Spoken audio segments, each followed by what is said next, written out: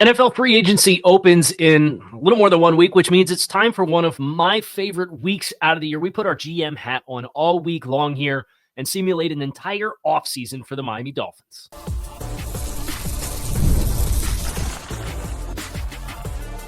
You are Locked On Dolphins, your daily Miami Dolphins podcast, part of the Locked On Podcast Network, your team every day.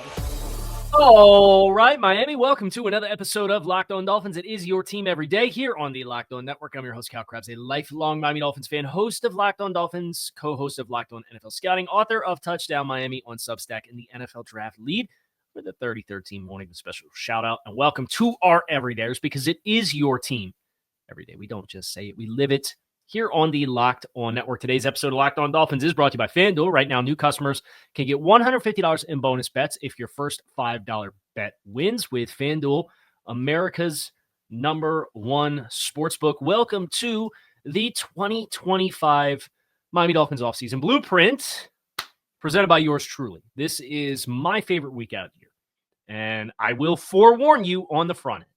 If you are looking for yelling and hot takes and memes and all of the other kinds of rapid fire, this is not that. It's not that. This really isn't that show in general for that kind of approach to coverage of the team and content in general. We like to get in the weeds here. And a lot of the experiences that I have, whether that's with Locked On NFL Scouting or draft evaluation, I've been in the industry for a little over 10 years now. And have had a chance to meet some really talented people that work in the league or work in agencies or work in player evaluation or work with the analytics and the numbers side of things. And this is where I get to blend it all together and put on the GM hat for the Dolphins, which is why it's called the 2025 Miami Dolphins Offseason Blueprint, because it's my blueprint for this is what this offseason can look like. And based off of the tools they have at their disposal and how I assess the needs of the team, here's how I would go about doing that. So this is our third year with the Offseason Blueprint. Very robust, dynamic viewing experience from there. There's a lot of visual tools if you're watching on YouTube, but if you are just listening, we're going to go over all the information anyway. So let's dive right in. And I think the first thing you have to do is you have to know where you're starting from. And you have to know where you're going. And this is a new layer to the blueprint this year, which is what are the offseason objective? It's not just try to get better and win more football games. It has to be more complicated than that. Because if you're just chasing talent, that's when I think you fall down the rabbit hole that this Dolphins organization the last couple of years fell down, which was they were in the talent acquisition business and not the team building business. So here's where I would start. I have 5 objectives that I think are really essential to this being a successful offseason. Player pursuits and personnel decisions have to be done with these 5 things in mind. Mitigating injury risk. The Dolphins have had so much talent not on the field for critical games late in the year in each of the last 3 seasons. It has really been crippling for you at times. So I'm not saying get rid of every player that has an injury risk, but you need to identify who the players are on your roster that are injury risks, and you need to be adequately prepared for what life without them could look like for a stretch of time. Quarterback, offensive tackle, pass rush room, right? Like you can go right down the list, and it's the groups that have been critical to winning and losing games have been missing for you. Your moves need to be made with an eyeball towards your salary cap, health, and perspective long-term. I very much believe that as well. Now, you're going to spend, we're going to get the budget pushing $40 million in cap space. So I'm not going to come out here rubbing pennies together, hoping that things are going to magically get better. But you have to make some hard decisions on players with the intention of easing your transition out of the tail end of one version and life cycle of the team into the beginning phases that still leave you well set up for success. We got to get more physical. You need more physical football players on the football team. When your interior offensive line can't create push, when your center's an undersized player, you probably need to make more concessions and accommodations for the players who are playing next to him. When you have a 185-pound, 190-pound running back, it probably necessitates more push and movement skills on the edge of tight end or on the offensive interior for short yardage situations. I think there's something to be said about getting more physical in the secondary. Team needs more dogs, and dogs is a subjective phrase, but it's a play style and demeanor mixed with a mentality. And I don't think you can be a dog unless you have them both. And you need to get younger, which goes hand in hand in some way with mitigating injury risk. So those are the 5 objectives that I think this team needs to have this offseason. And with every personnel decision I make all throughout the week, because we're doing trim and fat off the roster, we are doing contract restructures, we're doing internal free agency, we're doing external free agency, we're doing a draft, we're looking at post-June 1st possibilities, we're forecasting a 53-man roster projection at the end of the road, and you're looking at a 3-year salary cap health window after that point in time. You're doing all of that this week on the show, incrementally, bit by bit. The other thing you have to know is you have to know what assets you're working with. So we know what direction we want to go. The NFL came out over the end of last week and said the official salary cap ceiling for the 2025 season is $279.2 million. That is the final determination for salary cap spending by the league.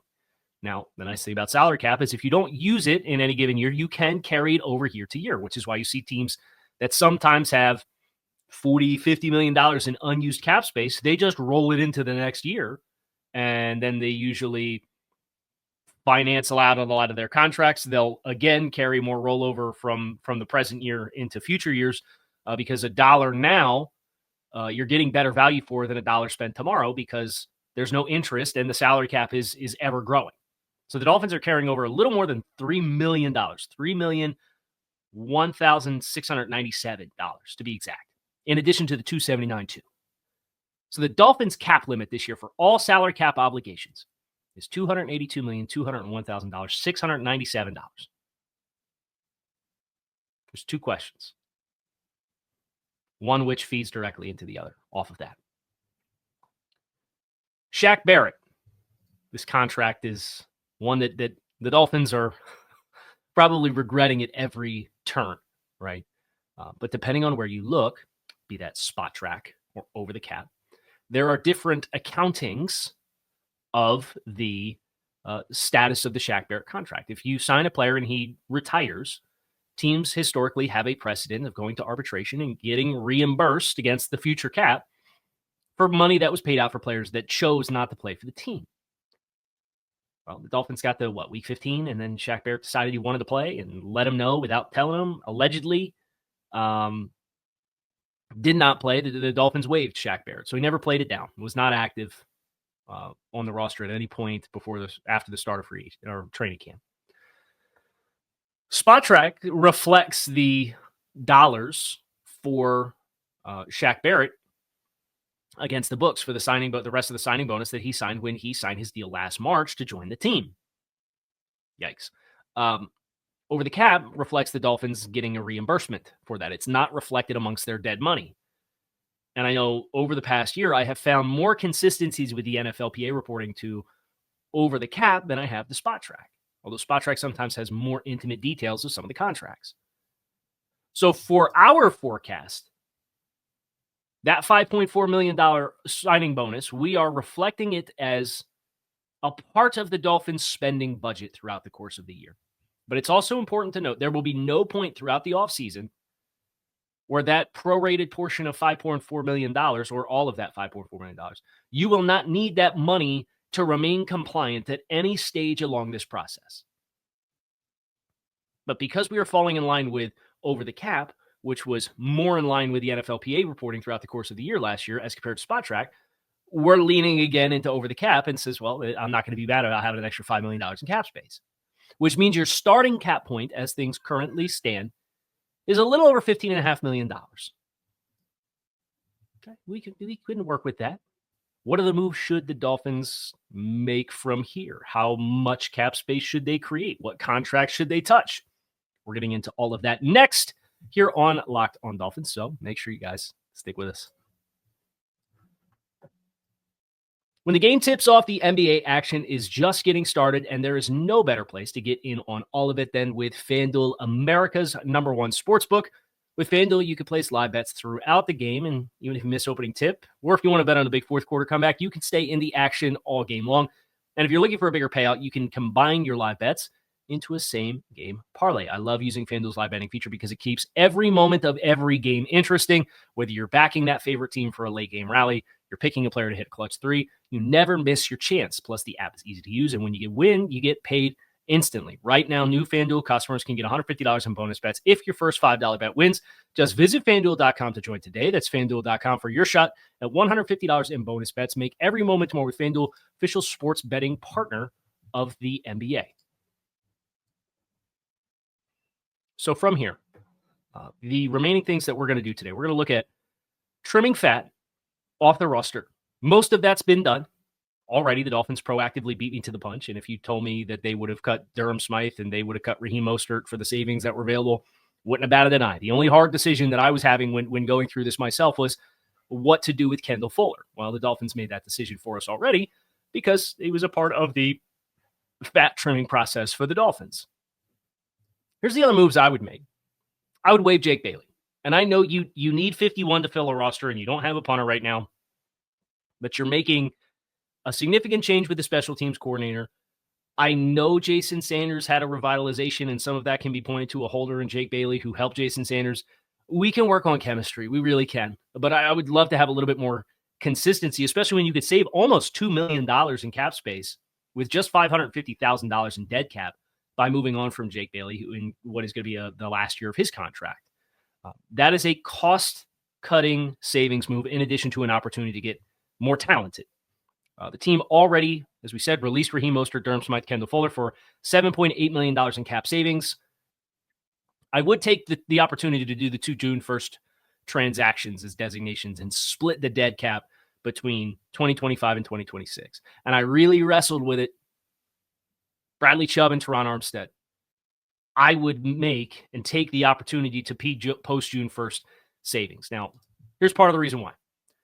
As soon as Teron Armstead agreed to whittle down his base salary to the absolute vet minimum and it took his salary cap hit from $22 million to a little over $9 million, if you were to cut him or move on from him now and process it before June 1st now that he's surrendered all of his base salary, you're going to lose about $9 million more in cap space.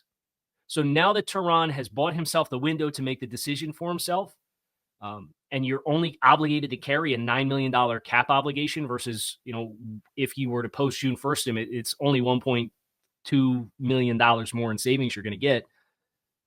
I prefer to do that now with that decision being made to not surrender nearly $10 million in cap space to clear all the books for 2026. As far as Bradley Chubb, it's not you. It's me. And me being the Dolphins. There's the same challenge you faced with Kendall Fuller of do you open another vacancy on your roster that you have to reconcile with Bradley Chubb? Because you could restructure him and save nearly equal salary cap savings versus a post-June 1st designation. It's nearly equal. And you could get that cash savings now. But if I'm making the decision with the long-term salary cap benefit in mind, that's where, for me, I think the selling point is to move on from Bradley Chubb now and not buy yourself an extra year when the writing's on the wall. You will save post-June 1st, starting on June 2nd, $19.55 million in cap space. And here's why I've decided to do post-June 1st, because I did the show talking about taking your bad medicine and getting all these numbers off the books and how much cap space that's going to clear out for you in 2026 if you take the front load hit on all of it. All that's true. But as I've sat here and I've tried to assemble a plan and put it into action and make transactions and make signings and come up with a tangible product that I could put on the field and say, yes, we got younger. Yes, we mitigated our risk. Yes, we got cheaper. But yes, I think we can also compete and win. I can still create the operating budget that I need. And then simultaneously after the draft, when the Chubb post-June 1st designation hits, that's the one that's going to open up the money for me, because Teron Armstead, it's not really going to. That's the one that's going to save you $1.2 million. because all he's surrendering if he retires or you move on from him is that base salary of 1.2. There's no other compensation associated, and all the other cap charges are from past years and cash that he received. So when you open up the 19.5 for Bradley Chubb, that can be your budget for your practice squad. That can be your budget for in-season if you have injuries and need to sign players. That can be your budget for signing your rookie contract class. So segmenting and creating a second cull of cap obligations, if you will, is enough to give you, and that's what the Dolphins did with Xavier Howard this past year, is that money went towards signing the rookie class. That money went towards signing a couple free agents, the Emmanuel Ogbah signing, which you weren't expecting you were going to need, but Shaq Barrett decided to retire on the eve of training camp and then decided to unretire in December. That for me is a big piece of the motivation to say, yes, I could eat all the cap now and then open up all the cap space in 2026. But if I want to, if I'm Mike McDaniel, Chris Grier, try to keep my job and put the team in a better position long-term to continue to have the success that's needed to continue to maintain my job security, kind of segmenting the timelines of when cash becomes or cap becomes available to you is something that I think has a little bit more of an appeal. So for Teron Armstead, you're going to take $10.7 million in dead cap in 2026. And then after either he chooses to retire or you move on from him post June 1st, it's either his choice or our choice. But I'm moving with Patrick Paul. I think that has to be done for mitigating injury risk, getting younger, salary cap health long term. All of those things have to happen. And they can happen with this transition because you have a player in-house who showed promise at left tackle. And then Bradley Chubb, you have to carry the full $28.6 million cap charge, but you can cut him at any point with the post-June 1st designation. So I think that's the difference. Bradley Chubb, I would move on from in March with a June 1st designation. Teron Armstead, I would carry on the roster until after June 1st and say, all right, it's decision time. Are you going to make the decision to move on with your career going a different direction, or are we going to make the decision that we are going to separate from you? And then it automatically becomes a June 1st designation because he'd be getting cut or put on the retirement list after June 1st. So after the Jake Bailey trimming of the fat, the salary cap goes from 15.57 to 17.55 million in projected cap space before you touch any of the other contracts on the team for restructures. That does not include the savings that you would get from Bradley Chubb. That's 19.55. And then an extra like 1.2 from Teron Armstead. So you're talking, I'm not a math guy, but I can tell you it's almost $21 million in cap space is coming your way post June 1st with this strategy that you can then use. And then if you don't use all of it, again, you can carry it over into the next year. That includes the Shaq Barrett arbitration for the signing bonus for what he signed last year before he retired. But again, you're still compliant. And this is about the smallest this cap number is going to get the rest of the offseason for us, if we're being honest. So that's the trimming of the fat, if you will, and then a couple of the big picture conversations and decisions that this team needs to make for the more mature contracts on the roster. The fact that they set the tone already with Kendall Fuller to open up a need and not hang on to a later stage player in the name of playing time for young guys, getting younger, salary cap optics. I'll lean into that with Bradley Chubb as well. Now, we have done the trimming. We have done the salary cap look. We have done the big dog conversation for a couple of guys that you're moving on from that I don't think have any trade value. What about the rest of the guys on the roster? We're going to take a look at that roster assessment and then look at expiring contracts I would bring back from last year's team on the Dolphins. That's coming up next. Stick with us.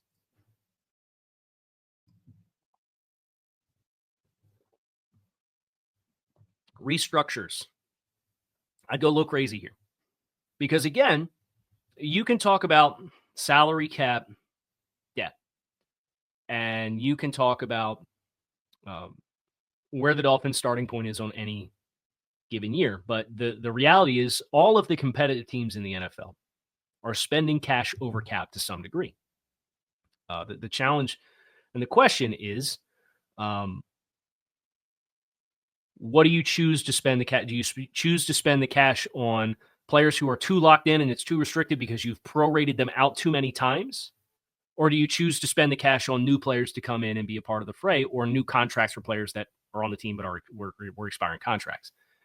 By moving on from Teron Armstead and Bradley Chubb, not from a cap perspective, but Armstead was scheduled to make about $14.3 million this year, and Chubb was scheduled to make almost 20.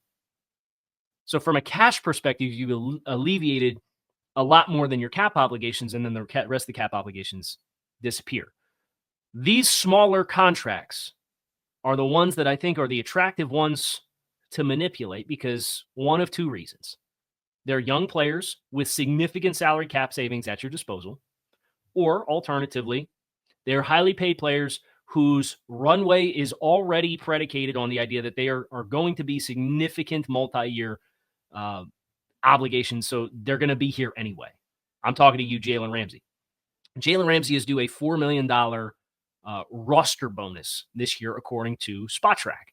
I would take that $4 million, I would convert it into a bonus, and I would spread it out across 5 seasons. That creates $4 million divided by 5 is $800,000 a year. So instead of, if you gave him the roster bonus and you didn't reclassify it, that would also, that $4 million in cash would equal a $4 million cap charge.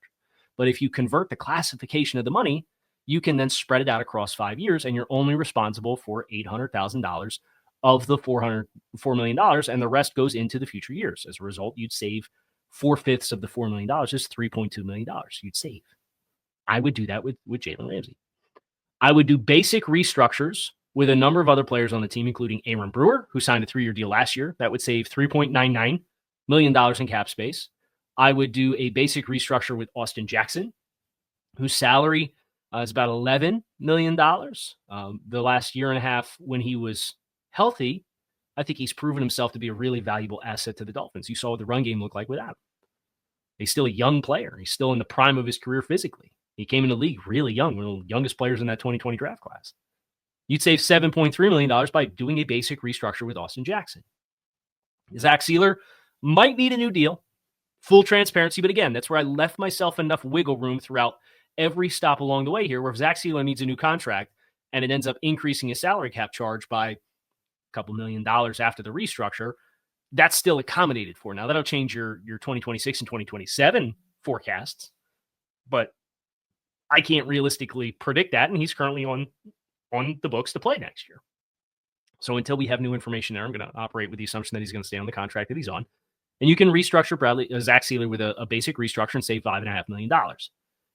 Jordan Brooks, like Aaron Brewer, signed a 3-year deal. It was about $9 and some change per season. You could save $5.77 million by restructuring Jordan Brooks with a basic restructure. Jason Sanders and Alec Ingold, longer tenure guys. You could save between $2 and $1.5 million on each of those guys by doing a basic restructure of their contracts as well. So you take all of those together, Aaron Brewer, Austin Jackson, Jalen Ramsey's just his roster bonus, Zach Sealer, Jason Sanders, Jordan Brooks, and Alec Ingold. And now your salary cap space after restructures is $44.01 million in cap space. Now, there's fine print here. You technically, if you were to add up all those numbers to the 17.55, it would be higher than 44.01, but you need 51 players on the roster. Your top 51 players count against the cap.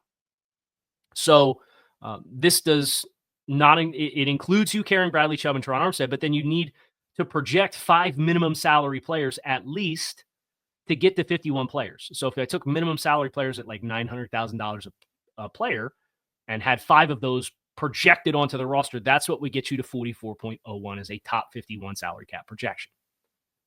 That's where we stand right now. I want to get into the roster assessment, internal free agency. We're going to get into that here. Let's shift gears. The roster assessment, there's a number of different categorizations that I put players into to kind of quantify the value of players on the team. You have roster cornerstones, quality starters, adequate starters, quality depth. You have rookies, you have incomplete evaluations, you have replacement level players, really.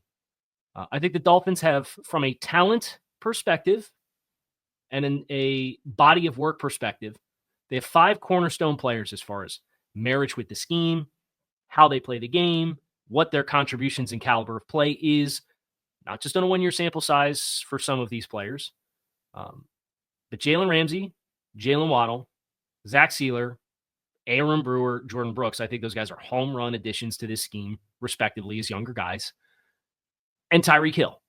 Now, how long is Tyreek Hill a cornerstone when you know that he's a player who is probably going to be on the outside looking in is a fair question to ask. I don't quite know what the team is going to do. Well, I know what indications they're giving on what they're going to do with Tyreek Hill.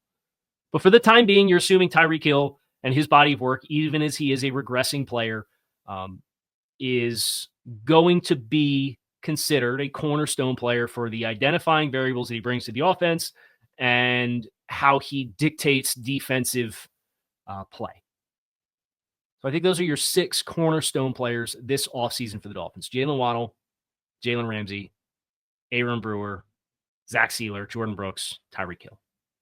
And you have some quality starters, including 3 that have a negative injury risk association with them. They were players that none of them played at the end of the year last year. It's Tua Tagovailoa, it's Devon Achane, it's Jonnu Smith, another home run fit within the scheme that was added last offseason.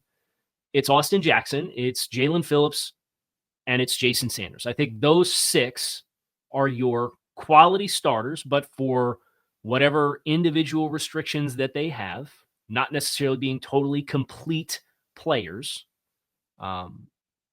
or for just not being able to be on the field long enough to take the next leap that you think they're capable of in the way of Jalen Phillips. They're a step down from having a full-bodied and full-throated resume that would suggest that they're cornerstone players. Then you have, I think, a handful of adequate starters, including Kader Kohou, who's a restricted free agent, Alec Ingold, Blake Ferguson, assuming that whatever he went through last year is in the books. And then you have a number of incomplete evaluations that I think you can put into a number of those buckets. Chop Robinson is an incomplete evaluation. He only played 1 season. If I had to lean right now, I would lean into putting him in the quality starter bucket. I think he's going to be a great asset. He should only get better. A couple other members of this rookie class, Patrick Paul, Jalen Wright, I would put both of those guys into the adequate starter bucket based off of what they show them, but the volume and sample size is too small that I can't confidently put them there yet. We need to see more. Malik Washington, I would lean towards being a quality depth player that could be a dangerous player for your offense in a limited role. Then I have Storm Duck as an undrafted free agent corner. Right now, I'd put him leaning into a quality depth bucket, but I would not consider him any higher than that. He'd either be quality depth or replacement level of the 2 buckets that I could consider putting him into. Incomplete evaluation on Cam Smith. I'm leaning into a replacement level categorization for him at this point in time. And then I would shout out a couple of quality depth players. This is not obviously all of the players the Dolphins have on the contract right now. It doesn't include names like Andrew Meyer and Neil Farrell and Mohamed Kamara, but these are the prominent players and contributors to last year's team. 3 quality depth pieces, 2 restricted free agents off that book. Quentin Bell at defensive end, Keon Smith, offensive line, missed the year last year with a season-ending knee injury, and then Julian Hill, if in a proper role for the team as a depth tight end, I think would be considered a quality depth piece if he was a tight end 3 on your roster. The problem is times he had to be a tight end 1. So who would I bring back from last year's team? I would bring back Kader Kohou, Quentin Bell, Keon Smith, Grant Dubose, Cameron Good, Deshaun Hand, and Tyrell Dotson. Those are the 7 players off of last year's roster that I would make it a point to bring back and get under contract before free agency starts. Some of this is easier said than done. Keon Smith, Grant Dubose, Cameron Good, Quentin Bell, Kader Kohou, those are all restricted or exclusive rights restricted free agents. When you're an exclusive rights restricted free agent, you have the opportunity to say and designate, I'm going to give you a tender. It's the minimum tender for the league for a salary. So that's $1.03 million for these guys. There's no guarantees with that money, but you can't go into the open market and negotiate. You're back with our team for $1.03 million next year. I would do that with Keon Smith. I'd do it with Grant Dubose. I'd do it with Cameron Good. As far as Quentin Bell, he played last year for the minimum salary, which was less than $1 million. was $985,000 he played for last year. I would skip doing a higher number tender for Quentin Bell, and I would try to negotiate, and I would sign him to a 1 year, $1.5 million salary. So it's a significant raise for Quentin Bell to be back on a 1 year deal as a depth player on the edge for the team. For Kader Kohou, I would bring Kader Kohou back as a second round restricted free agent tender, which is a 1 year, $5.346 million fully guaranteed amount. I think this is an adequate starter for the team, whether he's inside or outside. You can have that debate. I thought he played better outside, but he can play inside, obviously. When you give a second round tender, which is what I would do for Kader Kohou from a restricted free agent perspective, the team has a right to match any offer that other teams would approach and offer and extend that Kader Kohou would agree to. You can either choose to match the offer, or you can choose to not match the offer. If you choose to not match the offer, the player leaves in free agency and he's done. You would get a second round pick back in compensation if you chose not to match the offer. If you do match the offer, if they were offering $7 million per season for 3 years on a 3 year, $20 million contract, and you said, yeah, we want Kader, we think he's worth that, we'll match the offer, we're going to sign him to a 3 year, $21 million contract, then that's it. You let another team negotiate the contract value of Kader Kohou. But you're protected, and then you get an asset back from that team if they chose to sign the player and you chose to let him walk. Deshaun Hand played last year for minimum salary. I'd bring him back on a 2 year, $4 million contract. It's a raise. He was a part of the rotation. He had some nice reps for you and was a solid contributor. I would make it a point of emphasis to bring Deshaun Hand back on a pay raise to be one of the bottom of the rotation contributors to my defensive line group next year. Would I bank on him to be a starter? No. But at least I'm protected that way. I know what I have there. And then I have Tyrell Dotson. Tyrell Dotson last year signed a 1 year contract for $4.2 million. I'd had a $1 million signing bonus. I'd sign him to a 1 year, $5 million deal, and I give him a $2 million signing bonus. So I'm doubling the upfront money that I got versus last year as the incentive to come back, play this year. You went through waivers last year. You flashed here in a big way. I think you could be an adequate level starter for us. Prove it. Come back and prove it. And we'll make it worth your while because we're going to give you a raise off of what you got last year, and we're going to double your signing bonus. And then that way, if you hit the draft and you find a linebacker that you think brings you better value, or you want to draft him because you think he'd be a long-term starter and be a more dynamic player, then hey, Tyrell Dotson's a depth player for you. He's on a 1 year contract, so there's no bad blood on the back end of it as far as long-term obligations that he's going to not wish he was here. And then you're protected and have 3 linebackers you feel good about. So that's my 7-player class in free agency for internal free agents. Kader Kohou and Tyrell Dotson I would both classify as adequate level starters. Quentin Bell, Keon Smith, Deshaun Hand, I would classify those 3 players as quality depth. And then 2 incomplete evaluations, Grant Dubose, Cameron Good. The 3 exclusive rights free agents I would give tenders to for minimum salary and no guarantees are Keon Smith, Grant Dubose, Cameron Good. That puts you back above 51 players. Where does that put you from a salary cap perspective? $34.45 million after internal free agency. That is now your operating cap to go into free agency with. I feel like we can do some damage here. And we'll get into that a little later this week here on Locked On Dolphins. That's going to do it for the start of the 2025 Miami Dolphins offseason blueprint. We've set the stage. We've trimmed the cap. We've assessed our own roster. We've set our offseason objectives. And we've selected what players to bring back from last year's team. We have a lot more work to do, so come on back and see us again tomorrow here on Locked On Dolphins.